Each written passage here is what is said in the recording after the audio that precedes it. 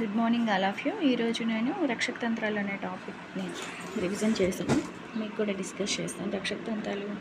రక్షక తంత్రాలు అనే భావనను ప్రవేశపెట్టిన వ్యక్తి ఎవరంటే సిగ్మండ్ ఫ్రాయిడ్. ఈయన ఆసియా దేశానికి చెందిన వ్యక్తి. ఈయన ప్యారిస్లో వైద్య వృత్తి చేపడుతున్నప్పుడు ఈ రక్షక తంత్రాలు అనే భావనని ప్రవేశపెట్టాడు.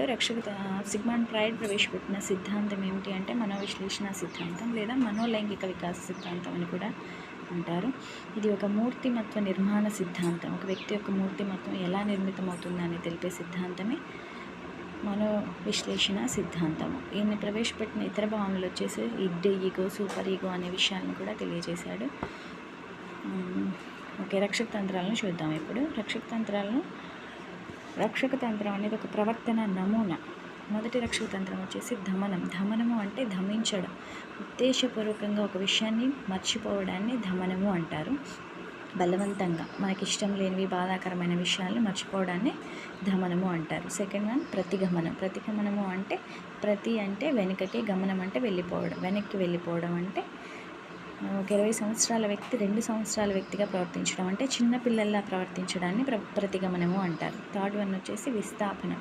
విస్థాపనము అంటే మనకి బాధ కలిగించిన విషయం మీద కాకుండా వేరొక విషయం మీద మన కోపాన్ని చూపించడం, అత్త మీద కోపం దుత్త మీద చూపించడం అనేది విస్థాపనానికి బెస్ట్ ఎగ్జాంపుల్. 4 స్వైరకల్పన.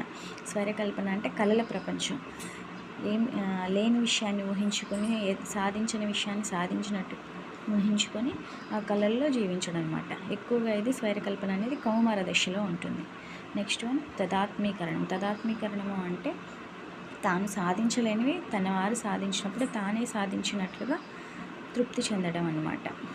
నెక్స్ట్ పరిహారం అంటే పరిహారం అంటే ప్రత్యామ్నాయం. ఒక రంగంలో రాణించలేని వారు ఇంకొక రంగంలో రాణించి తృప్తి చెందడాన్ని పరిహారము అని అంటారు. నెక్స్ట్ వన్ హేతుకీకరణము అంటే సాహేతుకంగా లేని వాటిని అహేతుకమైన కారణాలు చెప్పి సమర్థించుకోవడం. అంటే అందని ద్రాక్ష పుల్లన, వాటిని అందుకోలేకపోయానని చెప్పకుండా అవి ఎలాగో పుల్లగా ఉంటాయి, నేను వాటిని అవి బాగోవు అని చెప్పి సమర్థించుకోవడం అనమాట. ప్రక్షేపణము అంటే ఆడలేక మధ్యల దరువు అనేది ప్రక్షేపణానికి ఒక ఉదాహరణ. తన లోపాలను ఇతరులకు ఆపాదించడం, ఆడలేక మధ్యల దరువు అనేది దీనికి బెస్ట్ ఎగ్జాంపుల్. ప్రతిచర్య నిర్మితి లేదా ప్రేరకం తారుమారు. వ్యతిరేక ఆలోచన వ్యక్తపరచడం అంటే ఒక వ్యక్తి మీద ఇష్టం లేకపోయినా చాలా ఇష్టం ఉంది అని చెప్పడం ప్రతిచర్య నిర్మితి. ఉపసంహరణ అంటే దూరంగా పోవడం. ఒక పనిని చేయలేనప్పుడు అసలు దాని దగ్గరికి వెళ్ళకుండా వెనక్కి తిరిగి వెళ్ళిపోవడం, ఉపసంహరించుకోవడం. ఎగ్జామ్ ఫెయిల్ అవుతాననే భయంతో ఎగ్జామే రాయకపోవడం అనేది ఉపసంహరణకి బెస్ట్ ఎగ్జాంపుల్. ఉదాత్తీకరణం అంటే సంఘం ఆమోదించే రీతిలో